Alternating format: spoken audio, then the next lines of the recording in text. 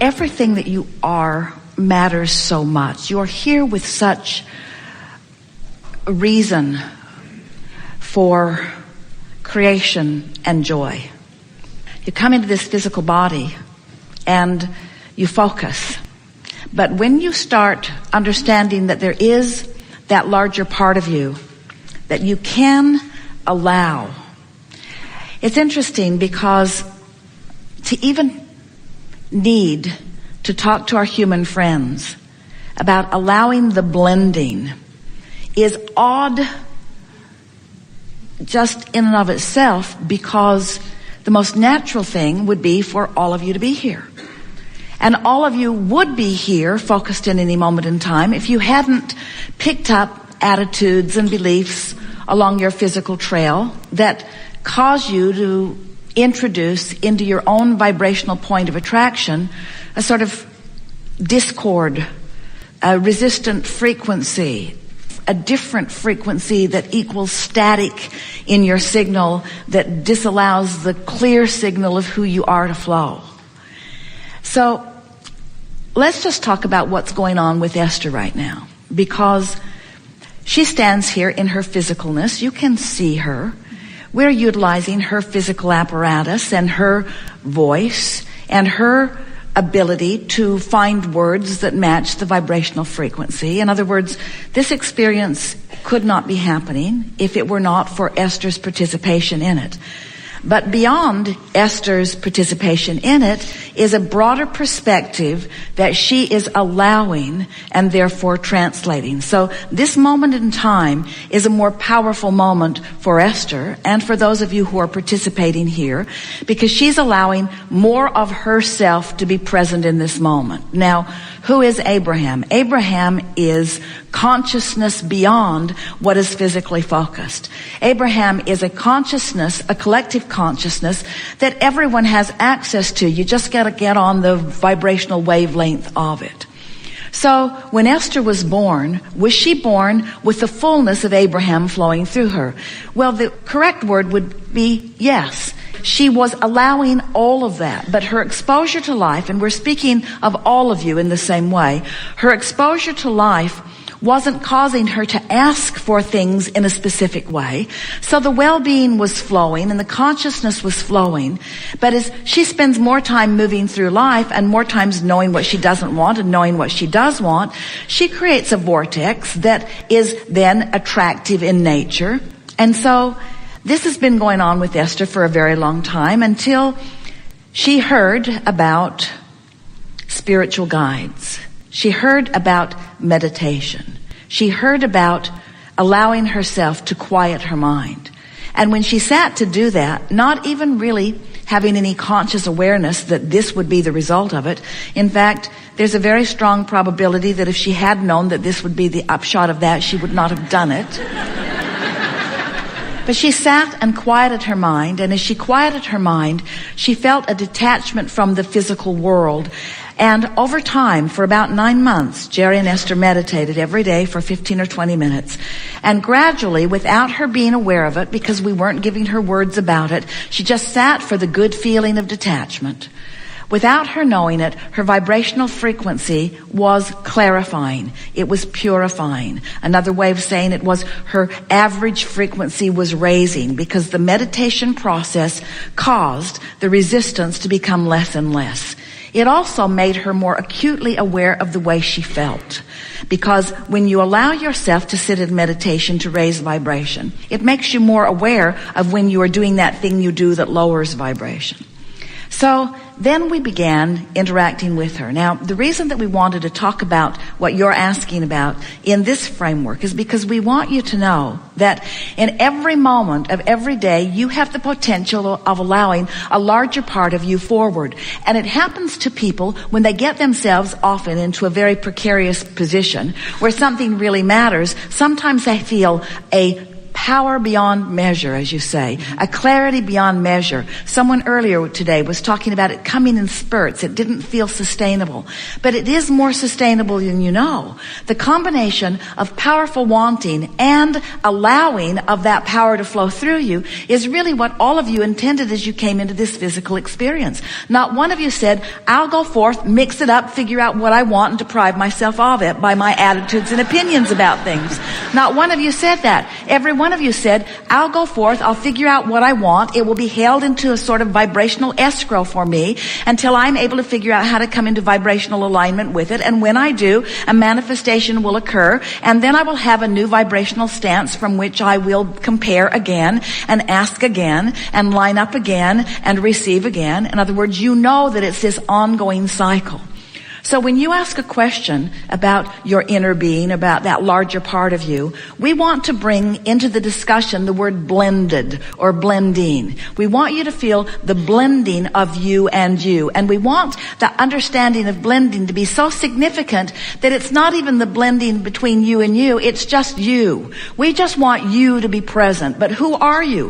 Who are you is the combination of all of this. Who you are is someone who explores and comes to personal decisions, and then who allows the personal understanding and knowledge and beingness of that broader, wiser, older self to flow with you in this moment. And if you can just blend those unique perspectives and recognize that you're in alignment or you're not, and when you feel good you are, and when you feel bad you're not, and just leave it at that.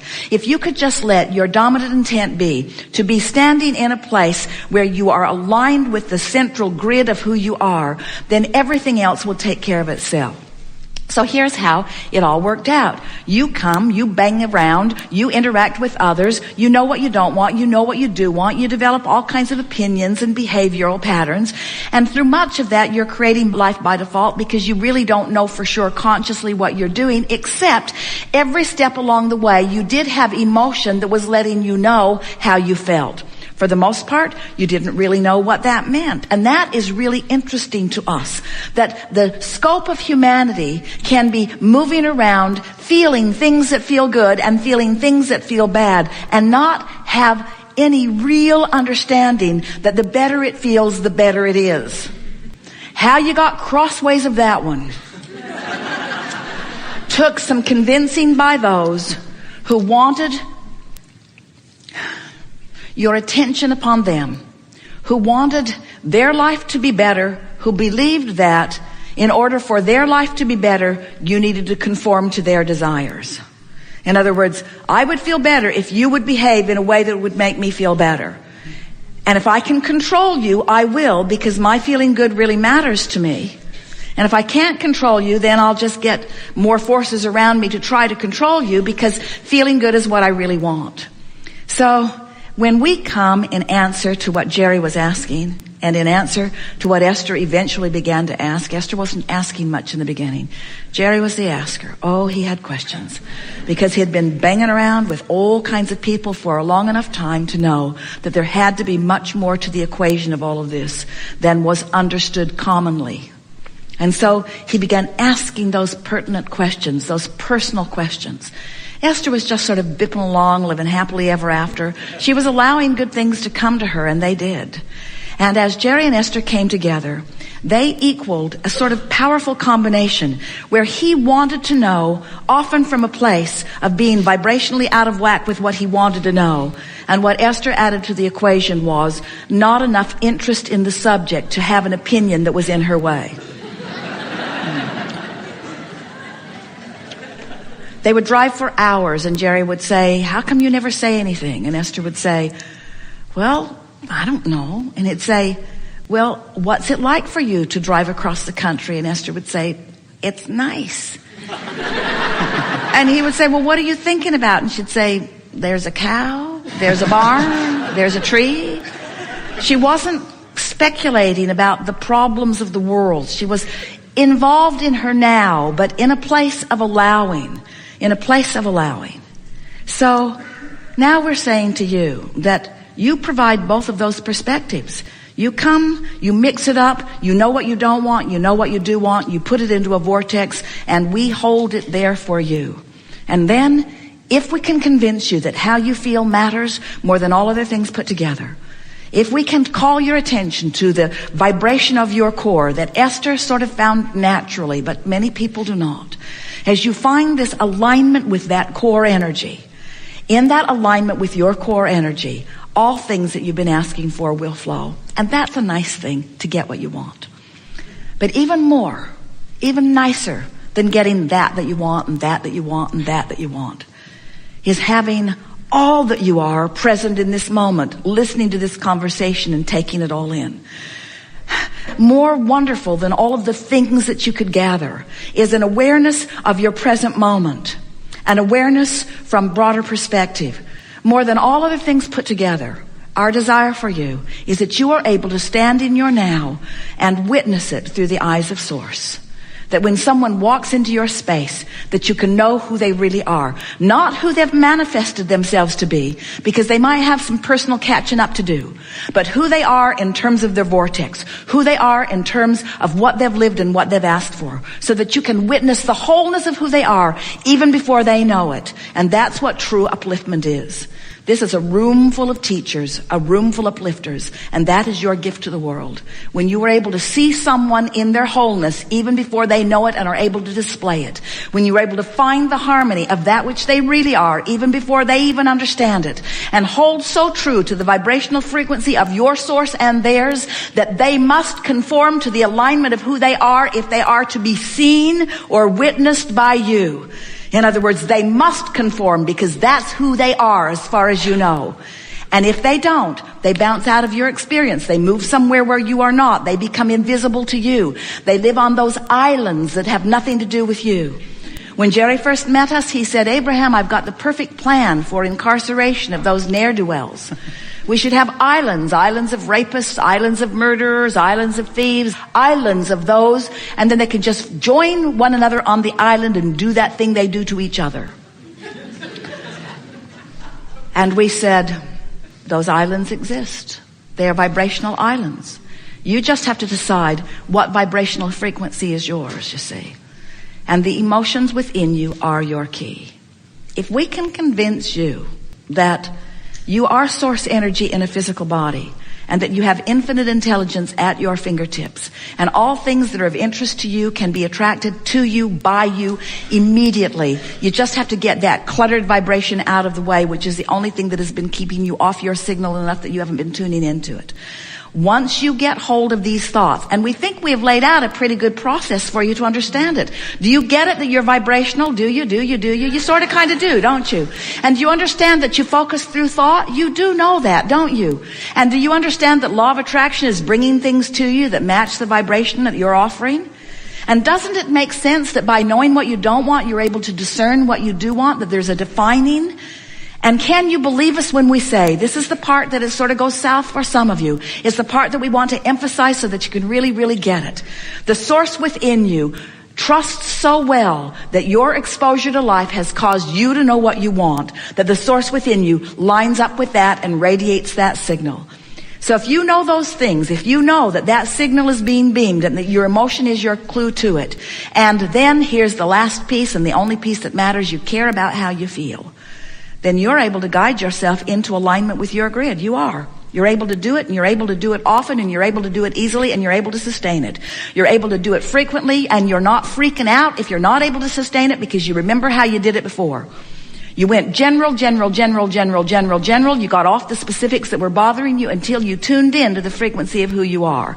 And when you tuned into it, in the moment that you clicked into place, manifestation of feeling better ensued. Relief started sweeping over you, and then you began to feel the power of your beingness. And this is our message to you. This is what we want you to know. We want you to be present in your now, all of you present in your now. And we want you to know that you're not holding us away. We're there. We're always right there with you. We're right there with you. Just a vibrational frequency away in most cases. We're right there. And then we want to say to you, practice on easy stuff. Practice on easy stuff.